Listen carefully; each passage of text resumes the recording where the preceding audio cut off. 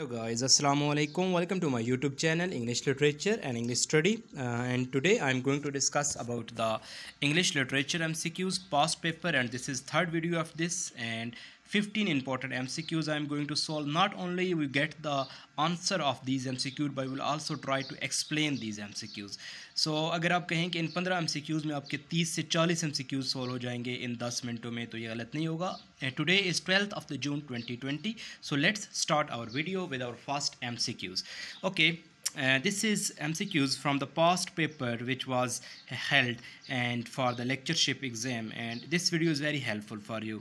The summit of dash literature is realistic literature. कौन से literature जो है ना वो realistic literature उसको कहते हैं. तो रोमांटिक लिटरेचर को आप रियलिस्टिक लिटरेचर नहीं कहते, ऑगस्टियन लिटरेचर को भी नहीं कहा जाता, बल्कि जो विक्टोरियन लिटरेचर है उसको हम क्या कहते हैं, रियलिस्टिक लिटरेचर कहा जाता है. और विक्टोरियन पीरियड कहाँ से है, 1837 से 1901 तक. क्वीन विक्टोरिया का जो दौर है उसको जो है ना विक्टोरियन एज कहते हैं. ठीक है. Second straightforward MCQs. Dash is a broad concept, explain theme. कौन सा कॉन्सेप्ट थीम को एक्सप्लेन करता है. नरेशन थीम को एक्सप्लेन नहीं करती, आइडिया भी नहीं करता, बल्कि आपका जो सब्जेक्ट होता है वो थीम को एलाबोरेट करता है. तो subject is a right answer.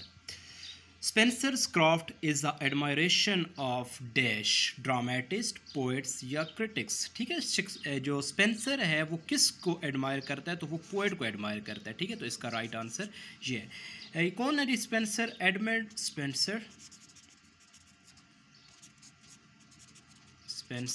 और एडमंड स्पेंसर जो हैं वो कब पैदा होते हैं? He was born in 1552 and died in 1592-99.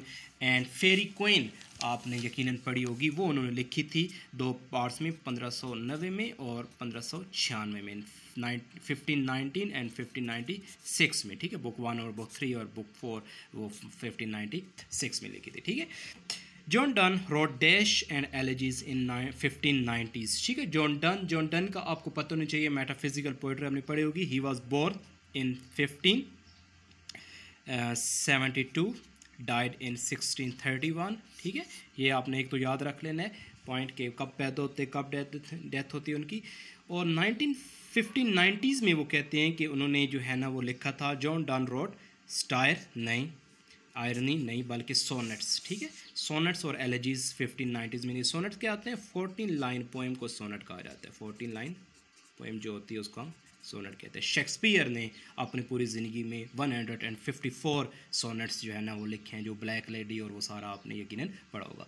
Elegy क्या होती है जी? जो सीरियस एक्सप्लेनेशन होती है या जो लैमेंट्स होता है, स्पेशली किसी की डेथ पर जो लिखी गई पोएम होती है उसको हम एलिजी कहते हैं. So John Donne wrote sonnets and elegies in 1590s. John Donne की आपको मैंने थोड़ा सा इंट्रोडक्शन भी दे दिए. By 1652 Milton was completely dash, scholar बन चुका था, लॉस्ट हो चुका था या ब्लाइंड हो चुका था. ठीक है. तो इसका राइट आंसर है जी ब्लाइंड. ठीक है. By 1652 Milton was completely blind. Milton का आपको पता होना चाहिए, वाज बोर्न इन 1608 और डाइड इन 1674. ठीक है. तो इस 66 ईयर्स में 1652 में वो कम्प्लीटली ब्लाइंड हो चुका था. मिल्टन के जो वर्क हैं, पैराडाइज लॉस्ट, पैराडाइज रीगेन, और दूसरा जो एक इंपॉर्टेंट है इनका पूछा जा सकता है, द पैशन. ठीक है. ये भी मिल्टन ने लिखा था. द पैशन ये भी मिल्टन ने लिखा था. ये भी आपने माइंड में रख लेना है. 6 नंबर हमारा MCQs है जी. Drama for stage is also called the theatre. ठीक है. इसको हम थिएटर कहते हैं. तो ये इसका राइट. ओपरा नहीं होता है जो कि आपका एक कंपोजिशन ऑफ म्यूज़िक होती है, म्यूज़िकल इंस्ट्रूमेंट होते हैं, और प्ले भी इसको आप नहीं कह सकते, बल्कि क्या होता है जी, थिएटर होता है. ठीक है.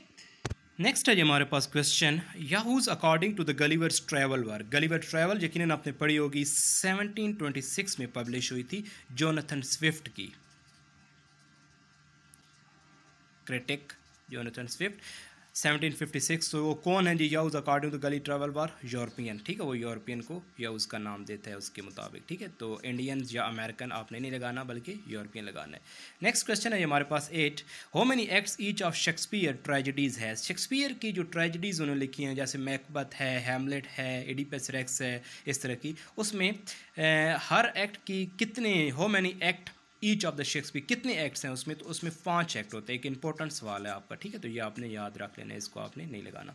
9th क्वेश्चन है ये आपका, the class conflict and violence are important themes in. Class conflict और वायलेंस जो है वो किसके प्लेस की इंपॉर्टेंट थीम्स हैं जी? विल्सन के प्लेस की? नहीं जी, पिंटर नहीं, बल्कि ये किसके प्लेस की है? बॉन्ड। कौन है जी Bond? Edward Bond. Edward Bond, ठीक है।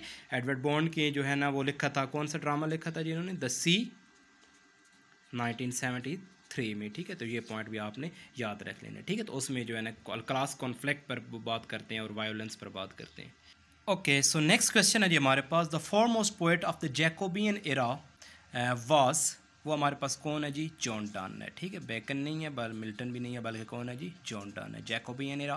What are the beginning and the ending dates या ending years of the reign of the James one. James one का जो दौर है उसी को आप जैकोबियन एज कहा जाता है, ठीक है। तो ये पॉइंट आप इधर से इधर आप मिक्स कर लें, इसलिए मैंने आपको भी बता रहा हूँ। 1608 नहीं, ये भी नहीं है, बल्कि कौन सा है जी? 1603 से 1625 तक जो जेम्स वन का दौर है उसी को आप क्या कहते हैं? जैकोबियन एरा कहते हैं। और इस दौर का जो प्रोमिनेंट है राइटर वो कौन है जी? John Donne. और जॉन डन को हम डिस्कस कर चुके हैं, वो जो है ना 1631 में इसकी डेथ होती है और 1572 में पैदा होता है, ठीक है। 1572 से 1631 तक इसका जो लाइफ स्पैन है वो है, ठीक है। तो ये दोनों MCQs एक दूसरे के साथ मिक्स हो सकते हैं। The play Macbeth is set in which country? जी, विलियम शेक्सपियर का मैकबेथ 1623, विलियम शेक्सपियर का ये जो मैकबेथ है ये पब्लिश हुआ था 1623 में। और जो है ना क्या है जी, ये किस कंट्री में हुआ था जी?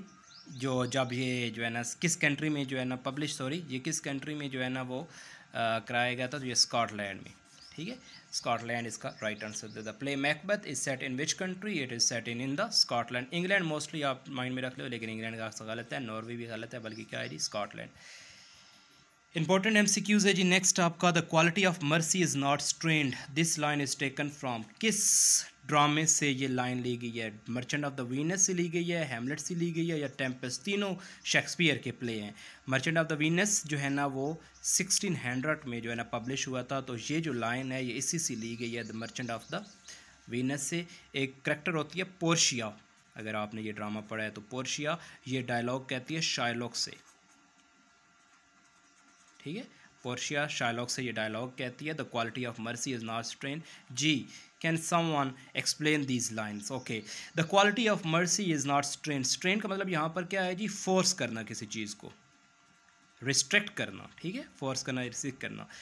तो जो पोर्शिया है वो क्या कहना चाहती है? वो कहना चाहती है कि mercy must be forgiven freely. Okay, इस कोर्स की एक्सप्लेनेशन क्या है जी? Mercy must be given freely, it is not should be force. इसको फोर्स नहीं करना चाहिए, बल्कि वो एक फ्रीली देनी चाहिए, ठीक है। सो ये आपका 30 नंबर का MCQs है।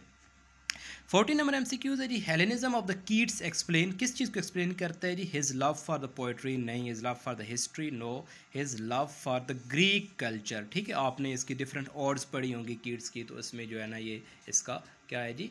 ये राइट आंसर है, love for the gate. Hamlet and Oedipus was written by, एक और confusing MCQs, Hamlet and Oedipus was written by, किसका नाम आपके जहन में जाता है? यकीनन शेक्सपियर का जाता होगा, लेकिन ये आपका आंसर गलत है। विल्सन भी गलत है, इसका राइट आंसर है जी अर्नेस्ट जॉन्स, ठीक है। तो अर्नेस्ट जॉन्स ने 1949 में जो है ना ये लिखा था किताब लिख, जिसमें इन दोनों को आप वो बयान करते हैं। तो ये अमूमन जो एक हैमलेट आ जाता है अकेला तो वो शेक्सपियर का प्ले है, लेकिन अगर हैमलेट और एडिपस एक साथ आ जाते हैं, देखिए अब एक साथ इसको इन्वर्टेड कॉमर्स के अंदर लिखा है और वाज लिखा हुआ है, तो एक बुक है ये। तो ये 1949 में लिखी गई थी, अर्नेस्ट जॉन्स ने लिखी थी, ठीक है जी। सो देखिए पहले MCQs को, the summit of Victorian literature is called the realistic literature. Second है जी subject is a broad concept, explain the theme. Third है जी Edmund Spenser craft is admiration of the poets. Fourth question है जी John Donne wrote sonnets and elegies in 1590s. Sixth question है आपका fifth question है जी by 1652 Milton was completely blind. Sixth question है आपका drama for stage is also called the theatre. Seventh question है जी Yahoos according to the Gullivers were European. And eighth question है how many acts each of the Shakespearean tragedies has? तो answer is 5. Next question है आपका class conflict and violence are important themes in Edward Bond play. 10th question था हमारा, the foremost poet of the Jacobean era was John Donne. What are the beginning and the ending years of the reign of the James one and 1603 से 1625। Next question, the play Macbeth is set in which country? It is set in Scotland. And next question है, the quality of the mercy is not strange. This line is taken from the merchant of the Venus. Portia uttered this dialogue. Hellenism of the Keats explain his love for the Greek culture. And the last but not the least, Hamlet and Oedipus were written by Ernest Jones in 1949. This is all from this lecture. I hope that you like this lecture. If you like it, please subscribe my channel and do share it to your friends as well. See you in the next video. Till then, Allah Hafiz.